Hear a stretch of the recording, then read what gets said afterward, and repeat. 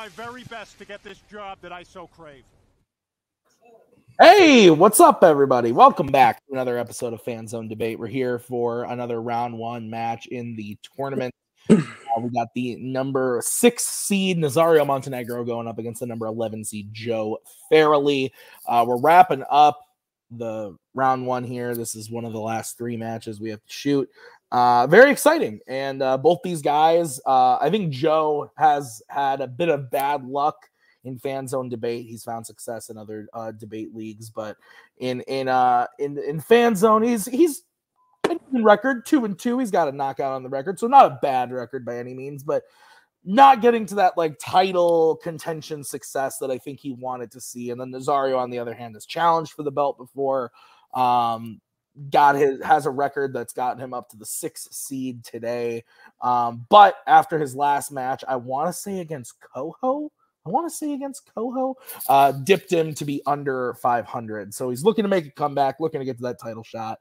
I'm excited to see what happens today. We got Brian on the desk. Brian, how are you doing?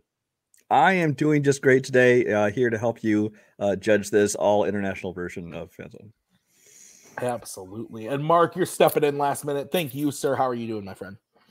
I'm doing pretty good. This should be fun. You said it. Got a couple guys that just want to steer their record right, and I think it'll be fun because I know Nazario has a track record saying crazy shit. So we're in that forum where he could do that for the whole time. So it's fair. It's fair.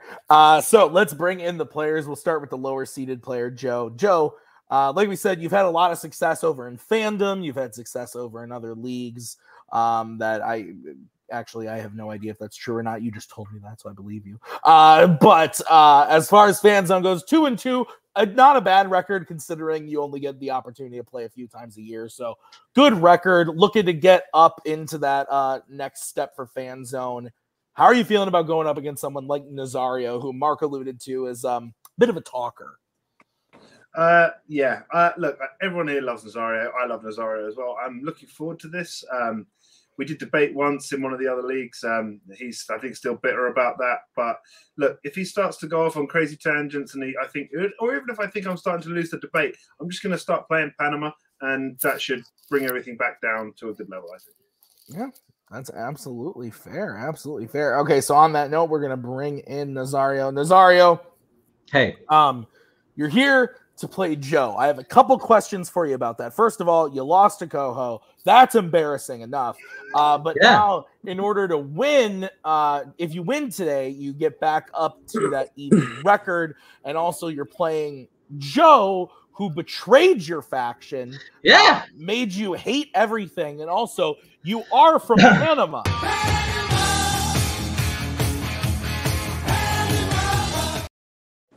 I never deleted that clip out of here, even though something different left. But anyway, Nazario, thoughts on the match?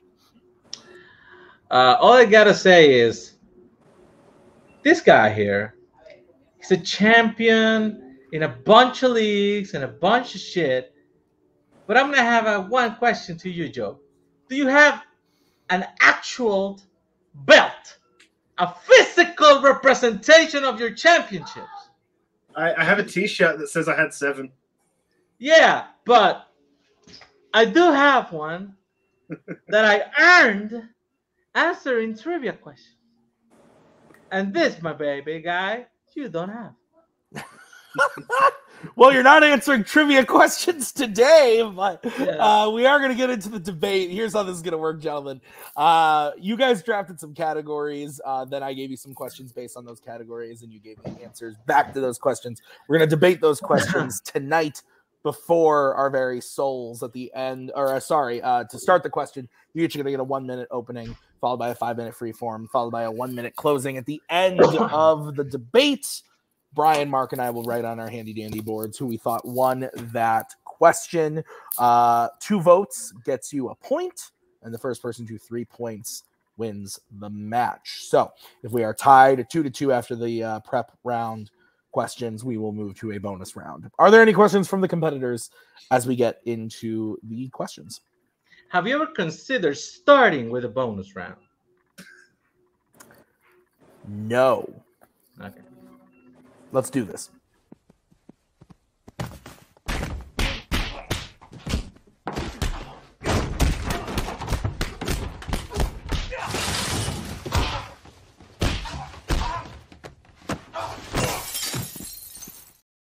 All right, gentlemen, we are going to kick it off with a category which was drafted by Nazario. It's in the category of Disney. And the question is, what Disney, that should say, or Pixar film deserves a sequel? What Disney or Pixar film deserves a sequel? And Nazario, you are going to pick this one off because you drafted this. I will come in to give you a 10-second warning when the time comes. You have 1 minute to open your argument when you start talking.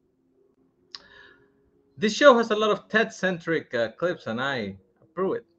Okay, for the question itself, I had to go with Lilo and Stitch. Lilo and Stitch was the one standout movie from the 2000s from Disney.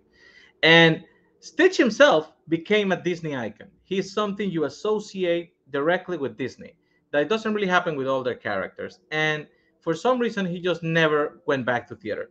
Yes, he got some TV stuff and some direct-to-video sequels like every other Disney property in the world.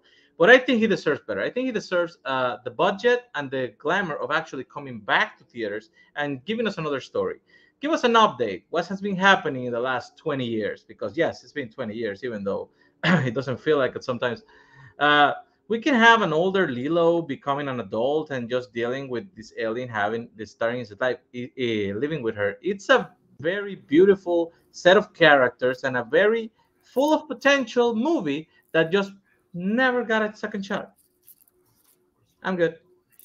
Okay. All right, we're going to move over to Joe. Joe, you have 1 minute to open your argument when you start talking. In this day and age, a movie's financial success often determines whether or not it gets a sequel, whether the movie's quality or story makes it worth it or not. But for me, when determining whether or not a movie deserves a sequel, only 2 of 3 questions should be asked. You know, 1, was the movie good enough? 2, either did it create the need for one, or did it create a world that warranted one?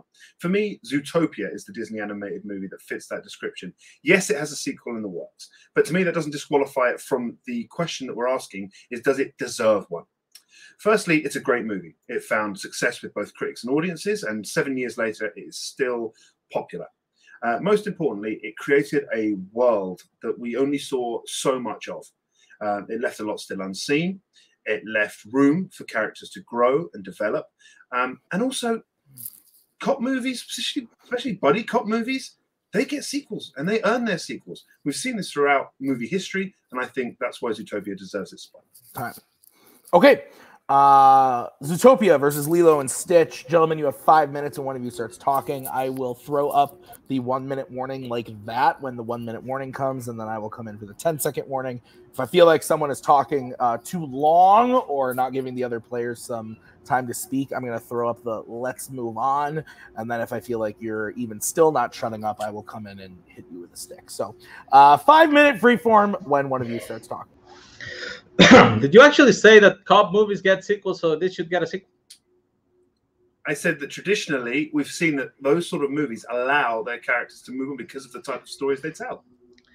I don't think that that money should be the only factor considering deservingness, because I think the fact that the character becomes ingrained in pop culture as a symbol of your company, it's something that earns more production from that character. And that is what happened with Stitch. It's 20 years later and you just Google Disney and you're gonna get Stitch's toys, Stitch's merchandise, Stitch's product, and you go to Disney, you find Stitch. Zootopia came and went. It's a pretty basic movie to start with, and you just don't see the people clamoring for one anymore.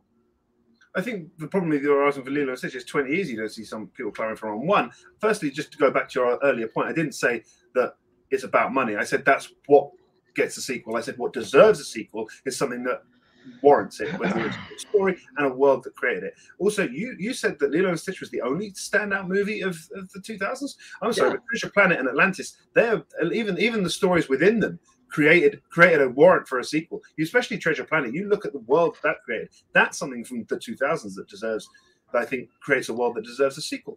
You know, Disney has made theatrical sequels to The Incredibles, Wreck-It Ralph, Frozen, Finding Nemo, Toy Story, all since Lilo and Stitch. And most of those feel like cash grabs. Like, with the exception of the Toy Story film, everything you just mentioned it's a cash grab. Like, nobody likes The Incredibles 2 as much as The Incredibles. Every sequel is just diminishing returns from what came before. Wreck-It Ralph, Ralph Breaks the Internet, it's a complete disappointment for most people who really enjoy Wreck-It Ralph. In general, you're just pitching here the most generic possible content, a buddy cop movie with animals. And you say that the world needs more to be more explored. That was a world that contradicted itself every 5 minutes just because all those animals don't belong together in the same place, even though that's what the movie was trying to sell you. And even if you buy that and you say, fine, they are all in Zootopia and we all get together, Nick already redeemed himself. He had his story. He became a cop. What are you pitching me for the sequel? What is going to be enjoyable enough to come back? Well, this is the start. This is, again, you've only seen the start of that journey. Where does it go from here? There's room for corruption. There's room for people he's previously been involved with. But, you know, going back to those previous movies I mentioned that have had those sequels, you said they feel like a cash grab. The one thing reason they felt like a cash grab is, like Lilo and Stitch, all their main characters had their storylines resolved within their movie. There's no further room for those characters to grow. You know, Child and Their Pet stories traditionally don't get a sequel. You look at E.T., The Iron Giant, Big Hero 6. These are movies that are standalone movies because once that story is done, it's told. Yes, Big Hero 6 got a TV series, but we're talking about a movie sequel because they're not planning. Big Hero 6 is a superhero team story. That is actually a movie that you could actually have more reason to keep going than Zootopia. For Lilo and Stitch, the iconic thing was the main character. Stitch became an icon, and that is why he deserves to keep his story being told more. And like I said, you have so much to explore. You can have the reaction of Stitch now finding himself in an alien world. What if Lilo now grow up and she became a veterinarian and she forgot a little about Stitch because she got so adulted to her world? Maybe you can even use some of the stories that they tried to use for TV and other properties, like, hey, his program is to be a destroying monster. Maybe that comes back and affects their relationship for some reason. There is a lot of things to explore in this little sweet story about the girl and her alien pet. So you're talking about taking characters who have had their storylines, you know, wrapped up completely, had their growth done completely, and adding something more. That sounds more like the cash grab to me. You're saying that you want to take the story about the bunny who wanted to become a cop and she became a cop, and the fox that she redeemed. And he's redeemed. So that's the end. And you're going to continue that too. And you're going to come for me. There's 6 out of the 12 Zootopia districts are the only ones that we've explored so far. Yes, Nick Wilde had development, but he's about to enter a whole new world and have that integrity properly put to the test. You know, the storylines were wrapped up for your characters. And despite, you know, yours was set in with the Galactic Federation, but it was a smaller, more contained story. To branch it out, you know, undoes all that hard character work that you've done. You mentioned it yourself. It's a galactic movie, and it has a galactic federation in it. You can explore what happens to all the other experiments and aliens that come back and exist in the world, just like they did in the TV show. That sounds just more like on a bigger scale. You can do it on a bigger scale than you had before. Did before. Strike it from the record. Joe, you get to close first. You have 1 minute when you start talking. Overall, the reason Zootopia deserves a sequel over Lilo and Stitch is, despite Lilo Stitch's intergalactic background, it feels a much smaller and more intimate story, which wrapped up its storylines for all of its major players. Zootopia, on the other hand, created a world with more to explore and characters who, despite having major character development, still only felt like they were starting on their journey. Movie history has shown us that buddy cop stories have always been able to find ways to further their characters,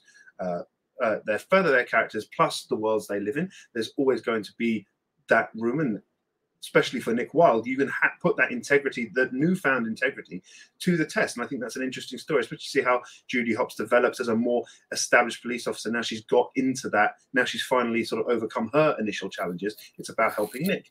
Lilo and Stitch, you know, the boy and his dog, the person with the new pet movies have always worked better as a one and done, and that's what Lilo and Stitch is. Okay, we're gonna move over to Nazario, who has 1 minute to close his argument when he starts talking.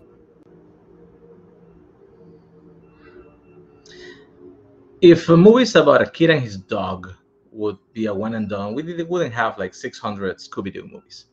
But he's pitching more about the ambience of Utopia more than the characters themselves. Like I said, the characters had an arc, like every movie, and you just can't keep going. But if in this generic buddy cop thing, every time you do more than one, you start getting diminishing returns. It's like you're gonna get Bad Boy 3 or you're gonna get Little Weapon 4 at some point, which are movies that are just not good because you're forcing it. You know what can work for that? A TV show, when you can make an episode with a case of the week type of thing, and maybe Zootopia would work for that, but not for a film. Film, you can come back to explore something like Lilo and Stitch. When you have a character that you know will draw people, you know it's interesting, has a galactic background where he has so many options to explore, and you just can take the fact that 20 years have passed from the original movie and actually have a story about the development of a whole life. Time. Okay.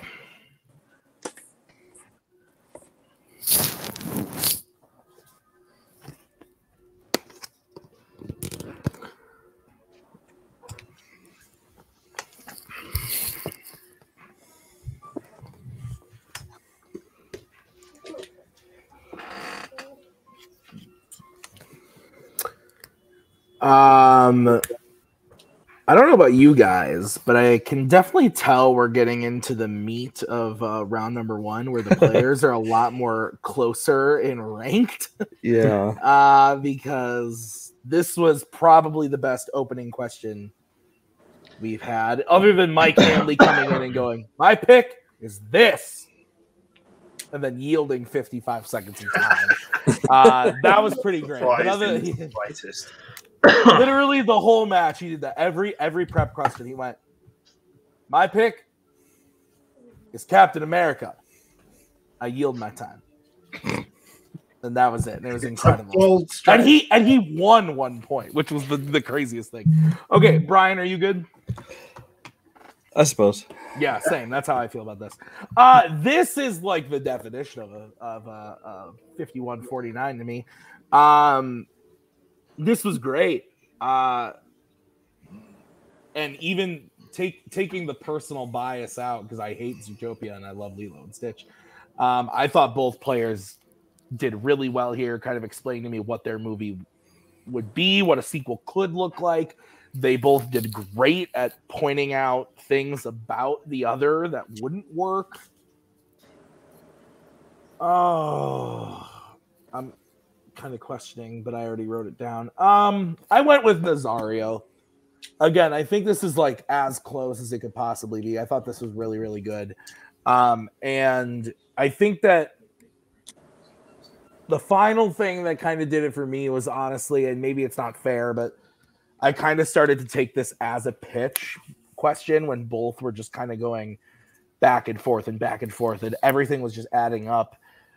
I just, at the end of the day, Nazario kind of sold me on the fact that a Zootopia 2 could work better as a show than a movie, and Lilo and Stitch exploring the characters 20 years later, instead of doing it like The Incredibles 2, but doing it 20 years later where where Lilo's grown up and stuff, would be more interesting. So it was really close, though. I seriously could have gone either way. Ohana Reunited is the subtitle.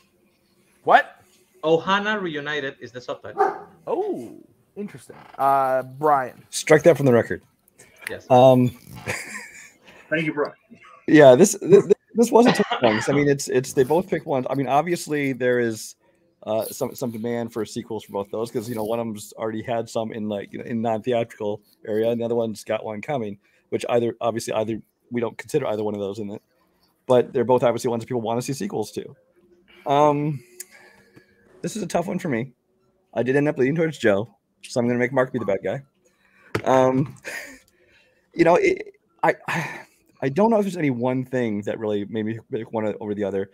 Although when Joe started talking about exploring how, he even pointed out that without even having to expand the world to like this galactic area, in his, they've only explored like half of the districts, and so there's like so many more stories, so different places they could go with it. So I lean towards Joe, just barely.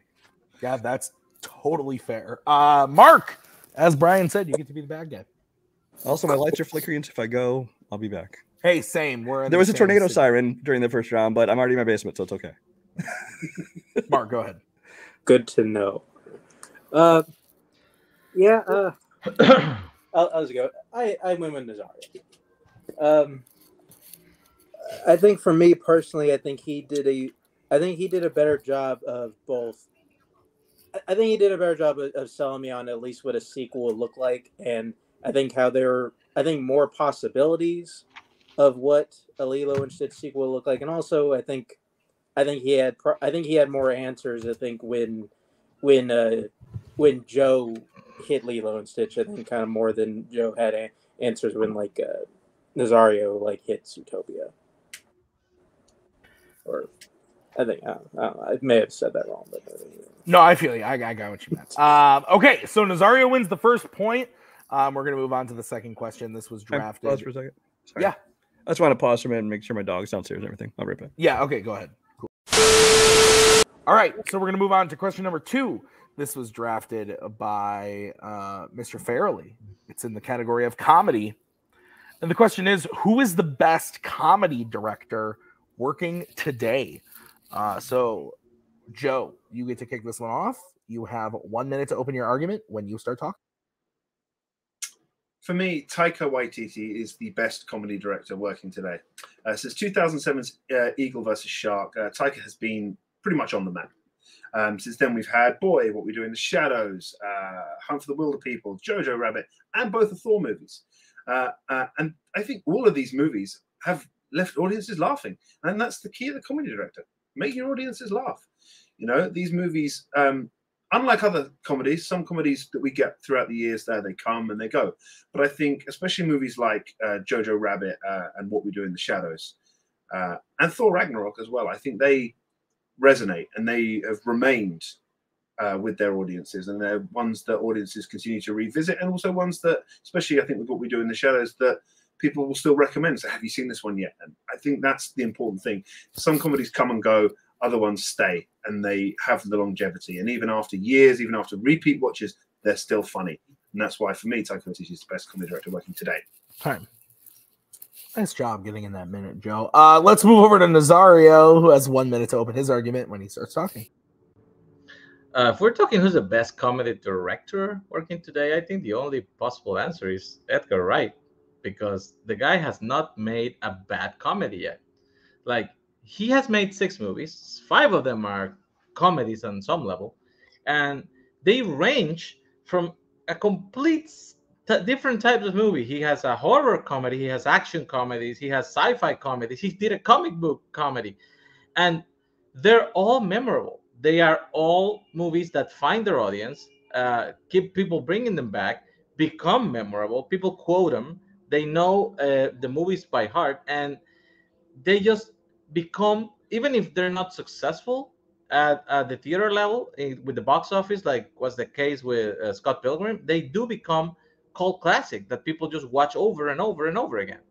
And if you cannot point at this in his whole oeuvre, a movie that fails at being a comedy, I mean, what best can you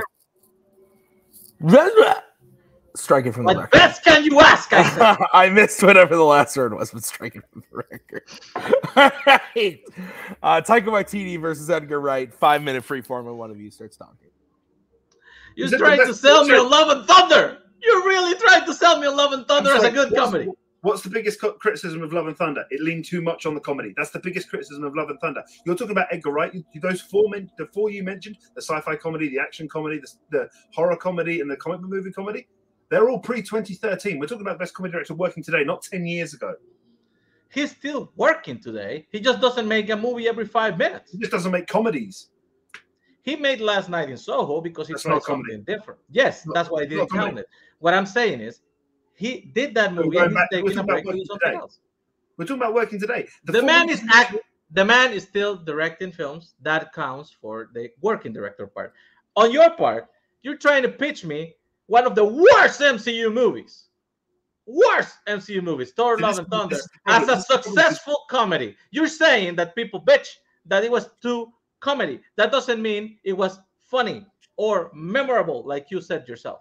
I found it funny. I think there are people out there that found it funny. The thing is, comedy is subjective. Is he a comedy director? Is he working today? Did he make a successful movie? Yes, he did. But the thing is, we're talking about comedy directors working today. You bring up Edgar Wright, who Baby Driver has, yes, comedic moments, but even IMDb lists it as action, crime, music, drama as its genre. Slash comedy. You look at the genres listed, they're the four. They're the four main ones that come up. Last Night in Soho, not a comedy. Love and Thunder is a comedy, right? You might not find it funny, but Love and Thunder is a comedy. Jojo Rabbit is a comedy. There's no way a movie with an imaginary Hitler. Let's talk about Jojo Rabbit. That is one movie that is a flash in the pan moment because he had a good gimmick. He was going to get a person from New Zealand himself to pretend to be Hitler and be the best imaginary friend of a boy. And then he's trying to put a Life is Beautiful on you and make you have the feels midway through the movie and cry because, of course, it's going to be a sad, depressing movie. It's a World War II movie with the Nazis. Does it have funny moments? Yeah. If you want to argue that Baby Driver is not a comedy, which it is, then I could argue Jojo Rabbit is half of a comedy. It's more of a comedy than Baby Driver, but the fact of the matter is, you look and you say Thor and Love and Thunder is not funny, but there are, I think Korg's narration is funny. I think the Thor's love triangle with Stormbreaker and Mjolnir is funny. I think everything Russell Crowe is doing, that is comedy. Last Night in Soho is a mystery horror. You have a very broad definition of what successful comedy is. He can be trying, but he's not being straight up comedy directed by Edgar Wright was 10 years ago. We're talking about The World's End in 2013. All right. Since then, we've had Baby Driver, which has some comedic moments, but it's not comedy. That's 2010. And then we have Last Night in Soho, which is a horror thriller mystery. Some directors try different genres. That doesn't negate the fact that he has done 5 movies that are fully or partially comedy, and all have been successful movies that have found their audience, and they have become cult classic. He made names out of Simon Pegg and Nick Frost. He put them on the map just because of his movies. 2019. If that is your best argument, you're grabbing at thin straws, my friend. What I will say about your movie, let me speak about your dang movies. You're trying to sell me right now that Eagle versus Shark is a successful movie because it's funny. That movie is not even fresh on Rotten Tomatoes. That movie is a mixed reaction at best, and he has been seen for like 10 people, maybe 12 in this community. Yeah. So his first movie, right? There's a reason. And he froze. And should I use this time to speak, or should I just wait for him? Joe, you there? Oh, he's back. Go ahead, Joe. I'll add the time back on. Go ahead. Right, there's a reason that you're talking about Eagle versus Shark and Thor, Love and Thunder, but you're not talking about, Oh, I talk about Jojo Rabbit too. What we do in the shadows, Hunt for the Wilder People, Thor Ragnarok, because you know that they have no argument there because they are successful comedy movies. Jojo Rabbit, you said it's half a comedy. But if that is a valid argument, then tell me how Shaun of the Dead, Hot Fuzz, Mr. Hot Fuzz, World's End, and Scott Pilgrim are bad comedies. I never said who said they were bad comedies. I'm just talking about. I'm not saying you. I haven't said your movies are bad comedies either. You're trying to tell me that I'm saying that your guy cannot make funny movies. He can. He has made some. And you know what? Thor Ragnarok is not as great as people think it is. You know why people love it so much? Because they were falling asleep with the Thor franchise. The first 2 movies were boring. And this one was like, it's like somebody throws you a bucket of cold water in your face. Because he knows comedy. Because he's a director that knows comedy and knows what Chris Hemsworth was able to do and brought that into the movie. The fact of the matter is, I can talk about your movies. I've spoken about your movies. They are great comedies, but they came out 10 years ago. The argument is for the best comedy director working today, not the director who has made the funniest movies in the last 20 years. We're talking about the best comedy director working today. And the best comedy director. Let Joe finish his points. Let Joe finish. Okay. Best comedy director working today. He's not working in comedy today. So you decided because he did one movie that was not a comedy, that happens to be his last movie, he's never directing a comedy again. That is what you're trying to pitch. He hasn't directed a straight up comedy in 10 years. That makes no sense. Your argument makes no sense. He's directed 2 movies in the last 10 years, not comedies. All right. Nazario, you get to close this one first. You have 1 minute when you start talking. If the best argument he can come up with is trying to pull at straws saying like, well, he's not working today. He may have been working yesterday, but he's not working today. I think he kind of run out of arguments. What I'm saying is he an active director? Yes. Is his last movie a comedy? No, he tried something different. He will go back to comedies, probably. Has he made 6 movies, 5 of them comedies or with comedic elements? Yes. Are they all 5 successful, memorable movies that have found their audience? Yes. Has Taika Waititi made shitty comedies? Yes, because Love and Thunder is not a good comedy. Like, he just misread completely what people like from Ragnarok and tried to give it to them like on fucking marijuana or something and just failed. Eagle versus Shark is a very divisive movie. It's not even fresh in Rotten Tomatoes. So if you want to say, hey, the ones he made in the middle are good, yes, they are, but none of them are as memorable as the Edgar Wright films that I mentioned. And Jojo Rabbit doesn't age well. All right. Sorry, my stopwatch got all messed up there. Joe, 1 minute closing for you when you start talking. While Edgar Wright is no doubt responsible for three great comedies so far since the start of the century, his love of cinema in general is taking him out of that world. That's why he hasn't directed a straight-up comedy for 10 years. You know, these aren't to denigrate it. It's just the truth. Waititi has always stuck to comedy, and it's because he knows it works and he can make people laugh. His touch has come through in droves when he was given Ragnarok, and the biggest criticism people found with Thor: Love and Thunder was that it was too comedy-focused. You know, and I personally find it funny, and there are plenty of people out there that find it funny. You know, if that's not a sign of a great comedy director, I don't know what is. Edgar Wright has not directed a straight-up comedy in 10 years. In 10 years, he has directed an action thriller, crime movie, a documentary, and a mystery thriller. If we're talking about the greatest comedy director working today, we have to look at someone who is still making comedies today. And for me, that's Taika Waititi with films like Jojo Rabbit and Thor: Love and Thunder. Okay. All right. We lost Mark. So we'll just hang on 1 second. Hey, Mark's back. Mark missed part of the argument. We played it back for him, so he is fully informed to give his decision. And Mark, you are kicking this off, actually, so you get to go first. Oh, I am? Great. It's not prepared for that. This was really tough, especially when, you know, I know one person in this room has been known to be called Hot Fuzz. So I know this argument was tough for one. So I did end up going with Joe. It was really close. I think what kind of swayed me over, I feel like he had good comebacks whenever Nazario kind of tried to take down Taika Waititi as a comedy director. And I feel like I feel like at the end of the day, he kind of did a good job defending his choice a little bit, or like his movies a little bit more. It's more or less what swayed me in that direction. Okay, I'll go next. I went with Nazario. I thought that the whole like comedy director working today thing that like Nazario was going for, it didn't totally work for me. Like both answers were accepted, so like they were both acceptable.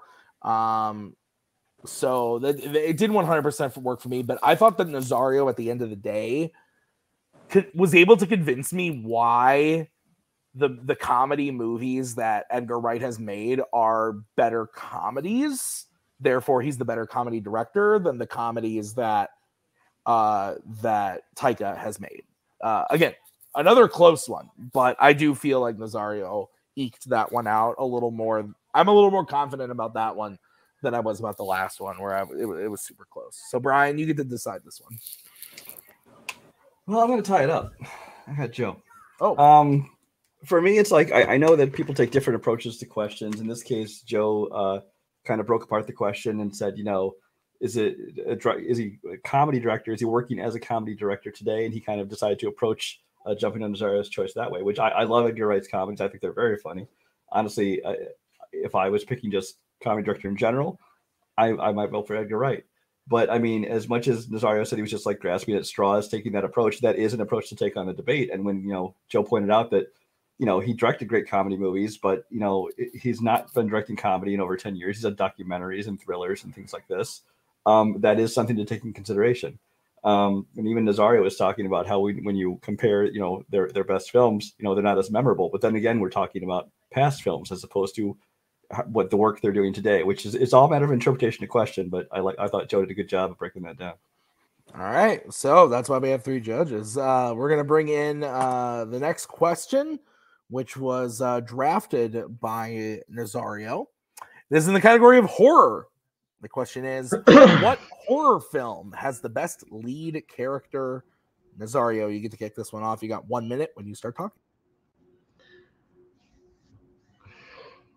I think there are very, very few movies where the best lead character comes up in the first entry of a franchise. I think that when you have a franchise that goes for multiple movies, the character gets to develop.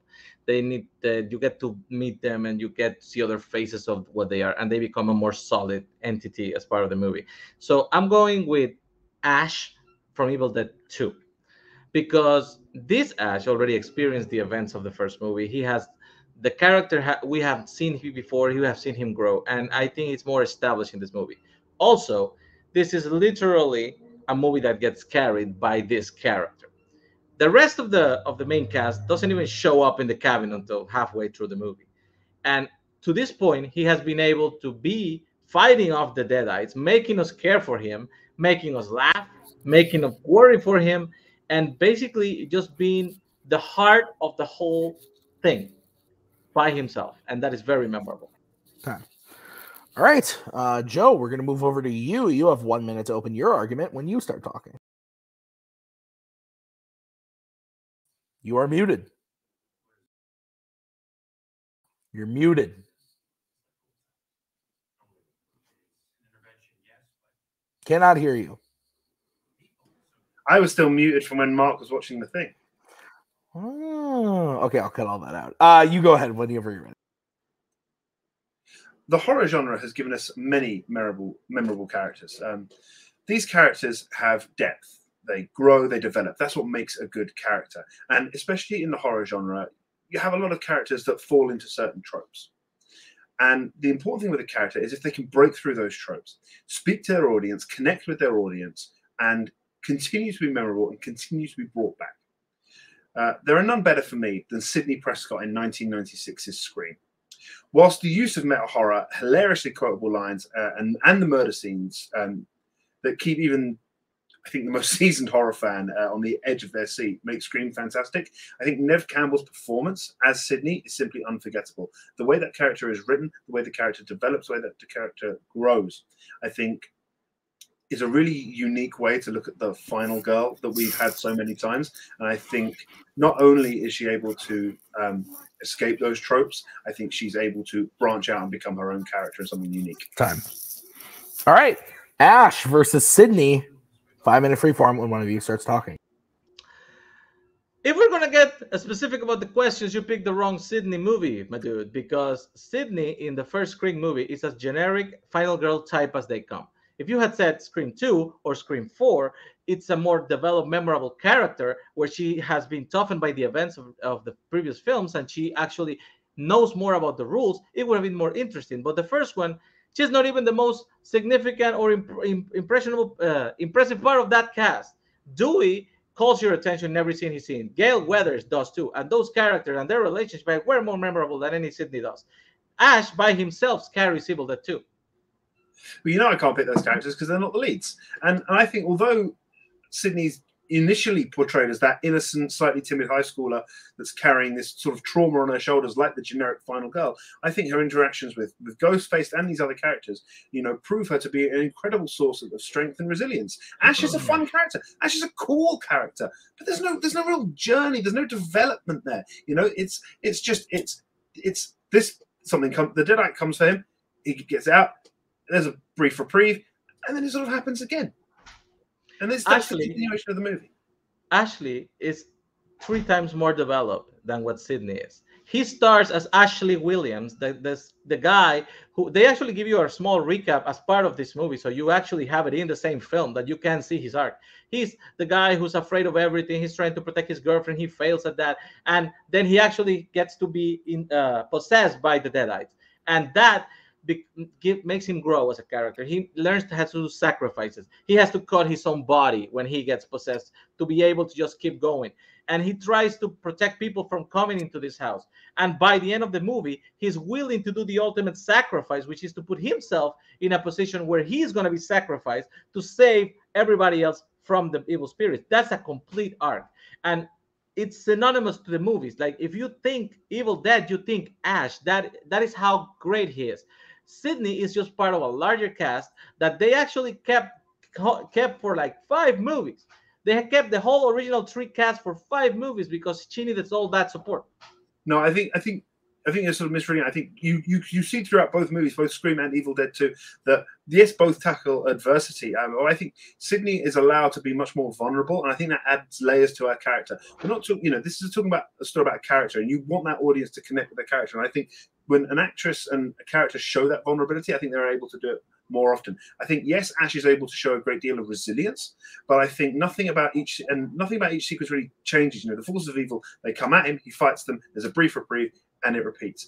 Sidney has a genuine impact on people's lives. I think 1997 there was an interview where she said, people come up to her and say, Sidney Prescott changed my life. She made me feel more confident. She made me feel less of a victim. This is direct quote from Neve Campbell herself. This is an impact that character has. When people think about Ash Williams, they say, yeah, he's a badass. He's a badass because he's the best character. And 97 is when the second movie came out. So they may have been thinking about the version of the second film. I'm talking specifically out of the version of the first movie. What does she do? She cries a lot. She cries because her mother died. She cries because she fights with her boyfriend. She cries because her boyfriend betrayed her. She doesn't have even the agency to listen to the fact of that Randy's telling them how they have to behave to be able to escape this hellholder, the hell where they are in with Ghostface, because she goes and she has sex and breaks the rules, and then she cries about it. When you think of a memorable final girl from the first film, nobody beats Jamie Lee Curtis from Halloween. That would have been an even better fight because that is a memorable character that gets even better in later movies. But if you just take Sidney from the first one, it just doesn't hold up to comparison. Jamie Lee Curtis is the perfect example of that beginning final girl of going through a traumatic experience. But I think the difference with Sidney is she's already had that traumatic experience. She's carrying that weight on her shoulders throughout it. And yes, the opening start. Is it me or him? It is her just getting worse and worse and worse. But as the movie goes on, she's able to show more and more of that strength and resilience. It builds and builds and builds until she can be that badass final girl that she finally becomes at the end of Scream. Whereas Ash is badass from the start, badass at the end. There's no development. There's no growth. He's a cool character. No, he's not. You are saying an argument that is incorrect, sir. He starts the movie not as a badass, but as a wuss that has his girlfriend and is running away from the spirits in the cabin. They even recap it for you. They recap the first movie in the first 50 minutes of the film. He develops that he has to survive. He has to do sacrifices to become something else. And like I said, he fights the movie. He carries the movie by himself for over half the film. It's so memorable. Memorable. Strike. That's what I was about to say. Strike us on the record. So, Joe, we get to close with you first. You have 1 minute when you start talking. I think while Ash Williams is able to show a great deal of resilience throughout Evil Dead 2 and produces these great badass moments, I think there's nothing more to his character than that. I think Sidney is the final girl in Scream, eventually killing those tormentors in an act of self-defense. Although she's portrayed as tough and defiant at the end, she's still allowed to be vulnerable. Considering the emotional effects these events have on. She's smart, considerate, vowing to survive no matter what. In comparison to many classic horror films, I think Sidney is never painted as that helpless victim. That she won't get statistically killed for the audience's pleasure. She has become a beacon of hope for many viewers who identify with that character's unwillingness to let trauma destroy her without also discrediting its impact on her life. I think she's able to show that throughout Scream. And she projects it into the sequels, but I think by the end of Scream, she's able to show that all the trauma she's been through prior and during the course of the movies do not define her. Joe. My goodness. Whatever you just said, I couldn't understand it. Strike it from the record. Nazario, 5 minute. Oh, Jesus. 1 minute closing when you start talking. Ash Williams has a whole arc in that movie, partly because he gets the benefit of having a small recap of the first movie at the beginning. It's a remake, not a recap. But then he develops into the character that everybody grows to love and identify with the franchise. He then ends the movie doing the biggest sacrifice he can do, that is sacrificing himself for the benefit of the other characters. He has a whole arc. he's memorable. He's funny. He's the guy like you have to go see that guy from that version of Evil Dead 2. When you go to the Sidney Prescott, he's talking about surviving trauma, how she becomes a beacon of hope for other people.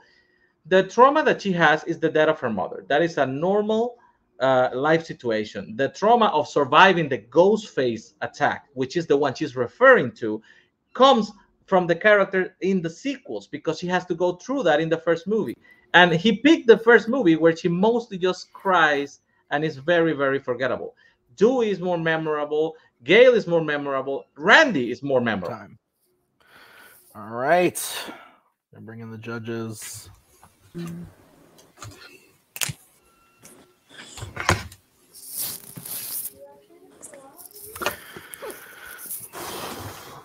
Lord on high.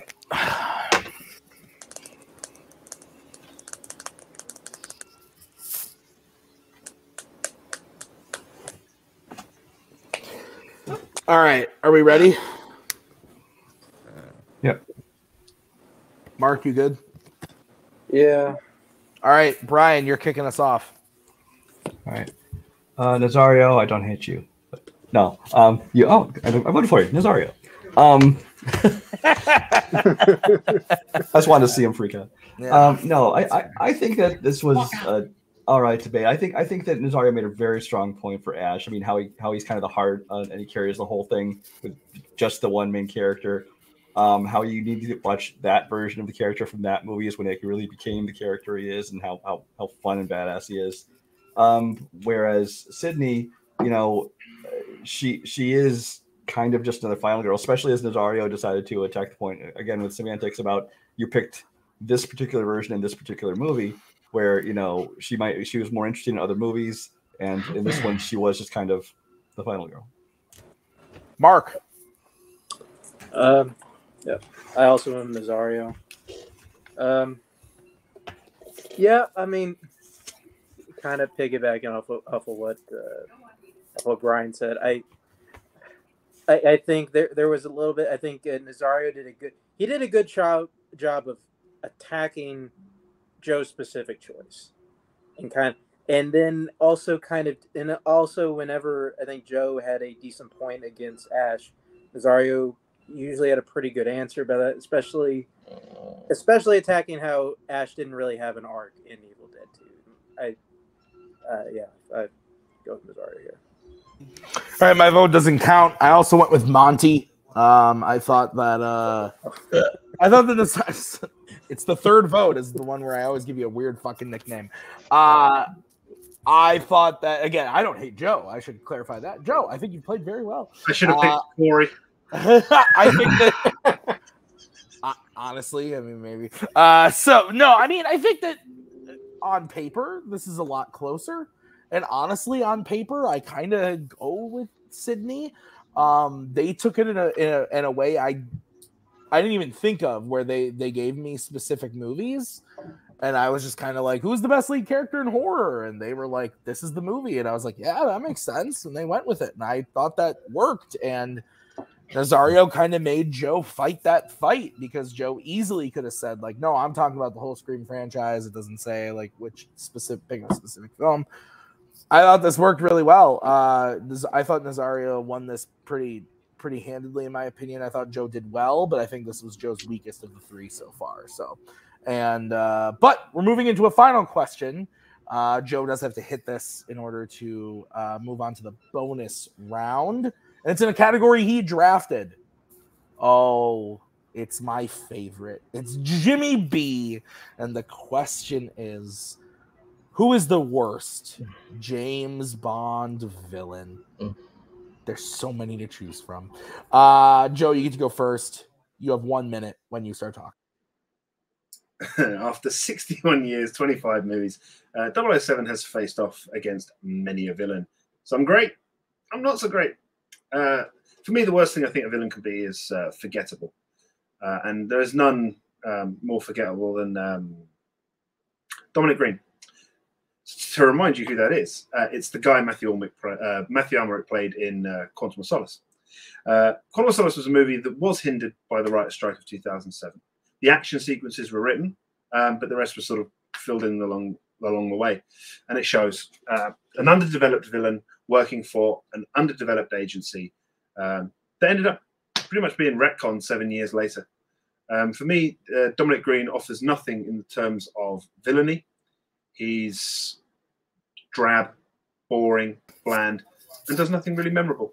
I think there are many other times where even if a villain hits the tropes of a Bond villain, they can still be considered good. It doesn't agree. All right, we're going to move over to Nazario, who has 1 minute to open his argument when he starts talking. I think worst means worst. And by worst, you mean somebody that is completely bad or incorrect at the way he goes about his business. I would went with Gustav Graves, a character that started out as Korean and ended up as English for some reason.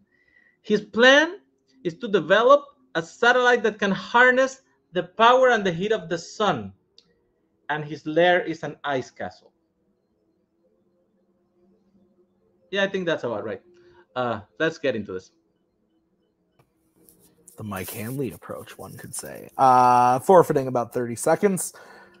Gustav Graves versus Green. 5-minute freeform when one of you starts talking. Dominic Green gets one moment of villainy throughout his movie. It's the line where he says, you know, you'll wake up with your balls in your mouth and your willing replacement standing above you.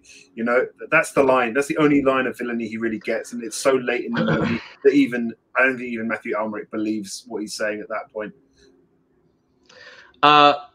Like I said, my character has a lair made of ice and a ray made of the power of the sun. He also makes himself a power suit, kind of like a Power Ranger thing that he wants to use to beat Bond. And then he decides to jump out of an exploding airplane with a parachute and gets killed by the parachute. That's right, yeah. That is very, very bad. Look, those things you described, we're not talking about the worst villain in a James Bond movie. We're talking about the worst James Bond villain. Does he have the lair? Yes. Does he have the super piece of technology? Yes, he does. Does he have the memorable... And he went again. Death? I get that. He is killed off screen. Nothing about that screams a good villain. He is he's a corporate middleman and does nothing. Gustav Graves is, at the very least, a typical James Bond villain, middle of the pack. I think you are confusing what they've been asking. They've been asking what the worst is. And things are so bad that you remember them. They become memorable. Your guy is forgettable. I agree completely. I had to look up who he was. I don't even remember the actor that played him. He's not even really the villain. He's middle management. His middle management. Villain of the movie, though. He's but he's the middle management of Quantum, who then gets retconned into Spectre. So he's a henchman. He's not even the guy. And like you said, he doesn't even die. He just leaves. Like Bond just leaves him. He is so forgettable and pointless that he doesn't even deal with him. Worst is the guy who's in charge, the guy who has to make the decision, and then he makes stupid decisions that don't make sense. Even in the concept of the movie, there's not a single moment in that Die Another Day where you think Gustav Graves has the upper hand on Bond. It's so bad that is the only thing you remember him for. I mean, you say that there's moments. Obviously, you see the moment in the ice castle when he's got Jinx pretty much ready to drown. That's, you know, it gets the, you know, he starts to his plan is put into action. He's detonating those mines along the demilitarized zone. You know, things go right. The thing is, the only reason they, you know, like every other Bond villain, is because Bond's better than him. But he still has the plan. He still has that villainy. He doesn't make the poor decisions. It's just that Bond's better than him. And yes, Matthew does die. M does say they found 2 bullets in his skull. So probably yes, like it's not even addressed by Bond. That's what I'm saying. Like he's unimportant. And the fact that being unimportant, it doesn't mean worse. Means forgettable. And you said it yourself. He is forgettable. Worse is having, like, you know, the plans by Gustav Graves is like putting laser pointers on shark heads in the tank. Yeah, I'm gonna put her in the ice castle while I'm melted. She will only have 5 hours to survive. There's no way she's success. And let's just start with the beginning part of this. He was supposed to be a Korean general dictator that Bond that actually Bond escapes from at the beginning of the movie, and then we're supposed to believe that somehow he got a miraculous surgery that turned him into a white guy, blonde eyes, with blue eyes and blonde hair. Just that thing right there just makes him the worst.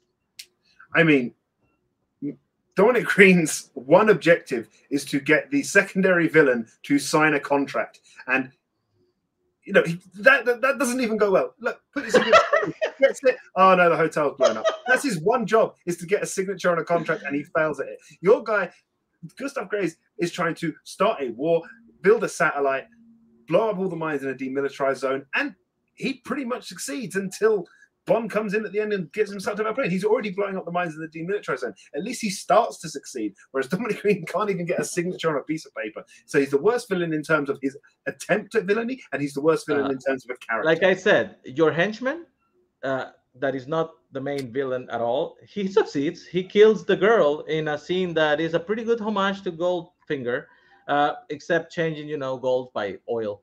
But if you're gonna say like he didn't do anything right, he did that one thing, I guess. I don't know. I mean, but you have to remember. You have to remember who he is to be able to call him the worst. And you yourself had to look the guy up. Come on. I didn't have to look the guy up. Earlier in the movie, he gets trapped. Stairs and blah, blah, blah. Straight from the record. Nazario, you get to go first. 1 minute when you start talking. I'm just gonna say, man, to be the best and to be the worst, two sides of a coin. You have to be at some level memorable, man. Like, oh yeah, that guy's the worst. You remember why he was the worst, not the guy that you met 3 minutes before that meant nothing. To be the worst needs to be some memorable thing. And my character changes race, focuses on the power of the sun, and builds an ice castle. Decides that the most successful way to kill Jinx is by melting the castle, which will take hours to drown her. Makes himself a power suit that is seared in my brain to this day, and dies by way of parachute. He's really, really bad at his chosen job. Dominic Green, if that's his name, because I honestly don't really remember, middle management, more of a henchman than a villain. For Blofeld, one movie later, forgettable, which doesn't mean worse. That's it. Okay. Joe, you have 1 minute to close your argument when you start talking. Everything that makes a good Bond villain, I think Gustav Graves has. An evil plot only Bond can stop, a great henchman in Zhao, a ridiculous lair, a memorable and a memorable death. Green has none of these. Normally, I'm all for breaking the mold, but the writer's strike meant that Green could be nothing more than a corporate pen pusher who can't even push the pen properly. In terms of villainy, Dominic Green fails. Can't even get a signature on a contract. In terms of character, Dominic Green fails. Gustav Graves, for 2 years, was able to go under the radar, seed himself into British culture, succeeded in blowing up the mines on the demilitarized zone. It's only right until the very last second he is succeeding. In terms of whether you look at it in terms of being the worst at being a villain or being the worst character that is a villain, I think Dominic Green fails on both those levels, whereas Gustav Graves does not fail on both those levels. I think you look at Dominic Green makes one half memorable threat to the secondary villain of the movie. That's the one moment of decent villainy that he gets, whereas Gustav Graves gets multiple levels of villainy, attempting to kill a henchman, the seeding himself into British culture. Everything about Gustav Graves makes him a better villain than Dominic Green. Green, straight from the record. So we're gonna bring in the judges.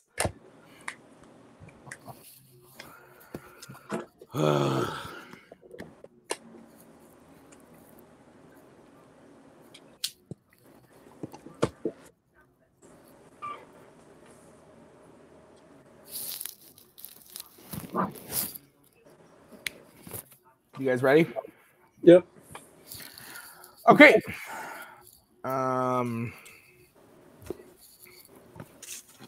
Sorry. This was interesting. They both took it from different perspectives. Joe took it on both sides of it, like who is the worst in the sense that like who failed as a villain, who couldn't as a character, who was the worst villain, but also who was the worst in the sense of just like when you take a look at every villain, and rank them from maybe favorite to least favorite, he would end up at the bottom. Nazario was strictly like, this guy is memorable for how bad he is. So I thought it was an interesting approach. I went with Joseph Farrelly. Again, this was another one that I thought was very, very close because they kind of went at it a different way. Nazario really had me convinced why Gustav is just like a fucking Looney Tunes character out of a fucking weird ass movie. And Joe kind of convinced me that that's not necessarily a bad thing, and that Dominic Green is ass because you don't care about him. You know, the character sucks, and maybe it's because of the writer's strike, but he just convinced me that Dominic Green is nothing. Right? At least Gustav is something fun to look at. Brian, where are you going? Yeah, once again, it came down to how you define worst. Is it, the worst villain in terms of his incompetence, in terms of his dumb, plans, things like that, or is it worse in terms of the worst villain character for a movie as far as what would make the movie interesting? And as you said, I think Nazario attacked one side, but Joe actually managed to pitch both sides of why his is the worst. I did vote for Joe. I think that Gustav's plans are, overcomplicated and silly and they're stupid, but honestly, that's par for the course for most Bond villains. I do think that that Joe made a good point for his in terms of not only was he, forgettable and bland, but his whole goal was to get a signature on a contract, which that right there tells you how boring the character is. And then the fact that they even the Bond series itself retconned him later on. So. Mark, your vote doesn't count. Where would you have gone and why? I would have also gone Joe. Yeah, I mean, listen, I guess I feel like Nazario had said something I noticed at the beginning that I feel like weirdly swayed me towards Joe. And Joe, I think for a second, did forget who Dominic Green was. So, and then, to top it off with the, the contract signature thing, I mean, he's a loser. So, I mean, Joe, I think, did a very good job of attacking the question on every level and just getting us to why Dominic Green he just sucks. We could not be more tied, ladies and gentlemen. We are tied 2-2. Each have a split decision point. Each have a clean sweep point. So we literally could not be more tied going into this final question, which is pretty nuts. This is the closest match we've had so far this season, including title matches. So this is nuts. What's going to happen is we're going to the speed round. I'm going to, I randomized. The question is going to come where the question is going to come from, whether it's from Fandom or Melee, Warzone, Fanlay. I randomize where it's going to come from, and then I randomize the category it's going to come from. I'm going to say the question. Then, gentlemen, I'm going to repeat the question a second time. Sorry, I'll say it a second time. Then you will get to say your answer. When I hear your answer, you will be the first one to go in the speed round. Each player is going to get 45 seconds, followed by 30 seconds. Does anyone have any questions about how this is going to go? No. Okay, we're going to stay on screen while you guys give answers. You are allowed to Google. You are allowed to use those internet devices. Although I don't think you're going to need them. I'm very happy about this. It was chosen in the category or the side of Fandom. And the category that was randomized was Middle Earth. The question is, what is the best action scene in a Middle Earth film? Again, the question is, what is the best action scene in a Middle Earth film? The Battle of Helm's Deep.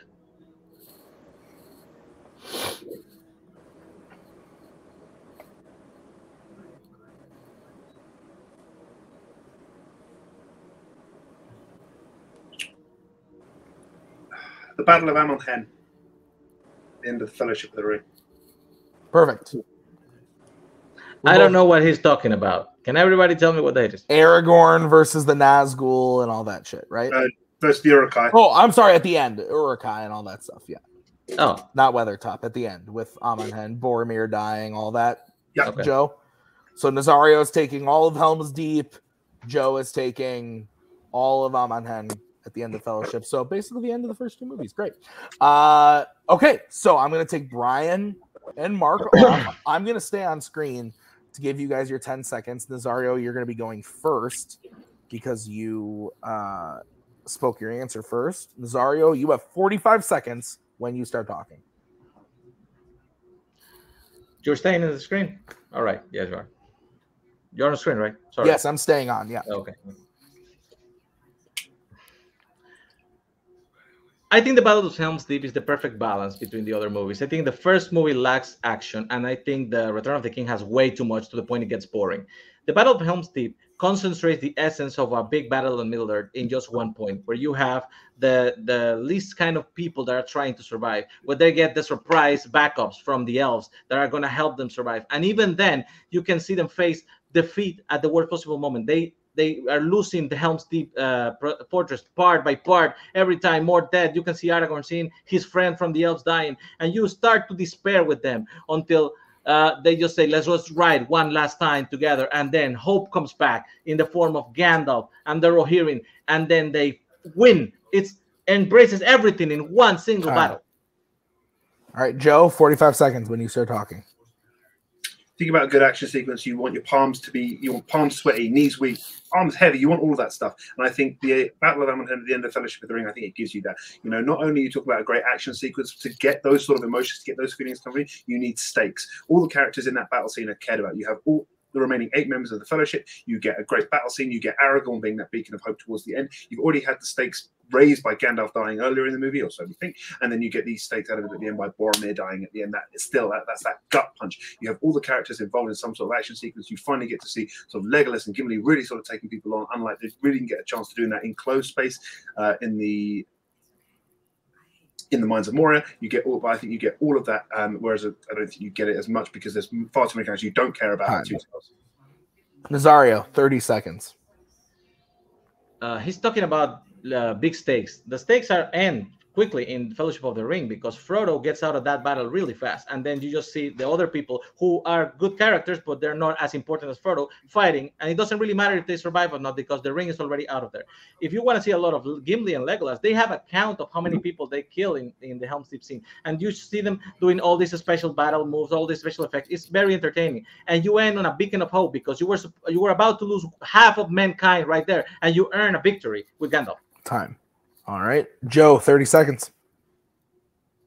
The Battle of Amonhen is definitely more contained and more simple, but I think the action sequences are even better. Yes, you get the full sort of, you get the one-on-one, you get that battle between the men, the elves, the dwarves, and the Urukai, but also you get that final one-on-one battle scene between Lurtz and Aragorn, which I think is a great action sequence. You get the cool moments of Lurtz putting the knife out of his leg. I think you get all these little individual moments, whereas with the battle at the end of the Two Towers, you know, there are a lot of characters that you don't care about involved in that, and I think that's sort of what denigrates it. But with this, it's more enclosed, and you get the cool action sequence, one that you focus on, and one that does make your heart beat and does make your palms sweat. Time. Fucking hell, you two. Jeez. I did it to myself. Like, to be fair, like, I definitely did this to myself.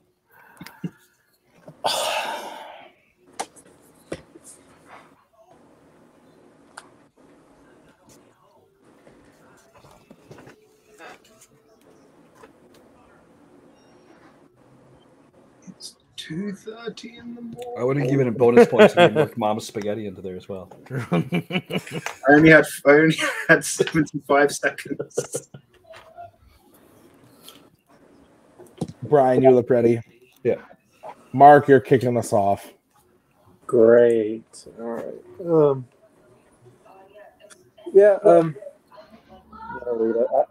I gave it to Nazario. I think ultimately where he won me in that small bit is kind of it. The jab in how Frodo's kind of out of there, kind of immediately, like kind of I think kind of downgrade at least kind of the stakes at least Joe was kind of talking about in there, and I mean I think Nazario just did a good job of just kind of pitching how this is just kind of a bigger, badder action sequences, at least the one at the end of Fellowship. I get to go next. I thought this was close. They were both saying a lot of good shit that I liked as someone who really likes these movies. There was something that was missed that I don't know if it was intentional or not. That like I said to Maggie the other night, I miss debating because I hear things and I want to jump in and attack them. Nazario said something. He said, Frodo goes out of there immediately, and you just like don't give a shit because Frodo's like the main guy. And if Joe had said, well, then why the fuck would we care about Helm's Deep? Frodo's nowhere to be seen. I would be like, yeah, that makes sense. You just kind of fucking threw that right back at him, but he didn't. I went with Nazario as well. I thought that Nazario just, I think he just did a better job overall in his battle, the battle scene. I think Joe initially taking that scene versus something like Pelennor Fields or the Black Gate was a bold choice, but one that made sense because there's a lot of memorable moments. I just don't think he capitalized totally on it until like the last few seconds of his closing when he talked about the Aragorn and Lurtz one-on-one stuff. I think he could have expanded on that more. So I went with Nazario. Brian, your vote doesn't count. Where would you have gone? Why? I think this is a tough question to put in a speed round because like you, for instance, know these movies super well. I like them, but I don't know them real well. So I needed them in their short speed round thing to be able to explain to me everything, what's going on in the scene, everything about the scene, in addition to what makes it great. I have to just even know what scene they're talking about. But like you said, getting into this far into the tournament, we're showing how good these people are because I think both of them did a great job of explaining that. I did end up voting for Nazario, but honestly, it was probably super close. All right. Well, that means your winner is Nazario Montenegro. Moving on to round 2 of the debate tournament. Joe, we're going to start by talking to you. Joe, fantastic match. Really, really good match. I think, in my opinion, Ryan's been at all but one, I think. Probably the best match of the tournament so far as like neck and neck players close and close. How are you feeling, man? Yeah, I don't feel bad. Yeah, it's probably just weather. But no, I think the match is really good. I think Nazario really sort of came at it, and I think it does show where the strengths lie, that both are sort of big categories, horror and Bond, we both sort of clean swept. I think had that Middle-earth question been in the match itself, I think I probably could have expanded a lot more and a little bit like that. But when you've only got 75 seconds, you've got to go with what you can, and I was going to went in with the stakes. Got to stop using that palms are sweaty argument opening. Use that in other places, so try to make it sound fresh. But no, Nazario did really well. It's close, but yeah, he deserves his win. Just maybe if I do this a little bit earlier, I'll be able to pick up on more stuff. That's fair. This was a tough match to schedule. I appreciate you being flexible, Joe. Joe, next time you come to the Fanzone debate ring, is there anybody that you want to play other than Mike Hanley again? Someone in this time zone. Yes. I don't know if there are many, but no. To be fair, there's only a couple of people I've debated against here, so I think I'm perfectly happy to play anyone. Just different levels of arguments, people picking different strengths, and just learning and maybe some people with some game tapes. So I can see what their styles are. A bit more game tapes, see some styles. Yeah. Awesome. Joe, I look forward to seeing you again in the debate ring. Thanks for being here tonight, man. We're going to move over to Nazario, who's wearing a trivia belt in a debate league. Nazario, congrats on the win. You're now an even record again. You have one of the more impressive number of matches in Fanzone, and I guess that we include the records of Nerdgasm when it was that. Dear Lord, If you stop doing that, I probably look better. I hate saying that. No, I mean, you're 6-6, which I mean, overall, you've played 12 matches with just for a debate. You're going up against people like Kirk, who's played 15, Jacoby, who's played 10. So you've played a lot of matches for someone who's at an even record. It's pretty impressive, actually. You're moving on to round number 2 of the tournament. And how do you well, first, how do you feel about the match with Joe today? It was a close one. It was a very close one. You got 2 clean sweeps. I don't know why that happens, but I feel like every single time I play, we always end up with the bonus round. It's always tied after 4. It's a fucking mess. I want to win one like 3-0. Can that happen at some point? I mean, if you debate like that, guess. I guess. Yeah, that's fine. I was completely ready to be pissed at Brian for the rest of the night because he totally fucked me on that comedy one. Because come on, you literally went with the minutia. That's why I pulled it on screen, because I was like, if we're gonna go this fucking way and he likes that, let's try it and see how it fucking tastes. But yeah, I felt, in my personal opinion, that I won this 3-1. But that is why you have 3 judges. So now I get to play somebody else, right? Yeah, you're moving on to round number 2 of the tournament. You're going to be playing the winner of the number 3 and 14 seed, which was Cameron Holtzman, the number 3 seed. You're going up against him in round number 2. Well, that sucks. He's probably gonna put some snowflake shit on the questions, and I'm gonna have to watch movies I don't like. Are you sure Mike Hanley is not still alive at some point in this tournament so I can play him? He lost in round number 1 to Bill Carriola. Fuck. Okay, I'll guess I'll watch. You could bring him as a manager, technically. I will. I need somebody to carry this. Great, sounds good. Nazario, you can be your second, but if you lose, you both die. Ooh, oh shit, interesting. Nazario, I look forward to seeing you up against Holtzman in round number 2. Great job today. Let's get final thoughts on the match from Mark. No, this was maybe probably the closest one I think I've had to judge, at least in short time being here, and I think especially I think you guys bring it up a lot, of where I think knowledge, at least from genres, I think kind of came into play here, and they were able to get points on what they knew well, and I think even when they didn't, they were able to kind of like make good arguments and just keep it close all the way through. Yeah, absolutely. Brian, thoughts from you? Nazario can believe what he wants to believe, but his votes don't mean anything, so he didn't win 3-1, no matter what he thinks. And yes, I mean, when the debates are super close for me, then yes, the minutia comes into it, because something has to tip the scales in one way or the other, and so that's what happens there. He is going to need to work on his lyrics, though, because as we know, in the next round of the tournament, we're doing all rap battles, right? Is that how it's being done? Yes, yeah, absolutely, correct. Okay, that's what I thought. No, these guys both know what they're doing. Like you said, we get these further rounds of the tournament, and you get it's a lot stronger debate, it's a lot closer debate, and you don't have as many people, bullshitting their way through a question, which can get you by early rounds, but once you get this far, you got to know your stuff. Absolutely. So thank you to Mark. Thank you to Brian for judging this one with me. I've been Tim. Thank you to Nazario and Joe. We will see you guys in a week with the next match. We've got the number 7 seed, Robert Kastner, going up against the number 10 seed, Richard Schwartz. That's coming up next week. So we'll see you guys real soon with that. Until then, have a great night. Thank you for watching. We'll see you next time. There we go. Thank you very much. Please come again. We have a lot more groceries.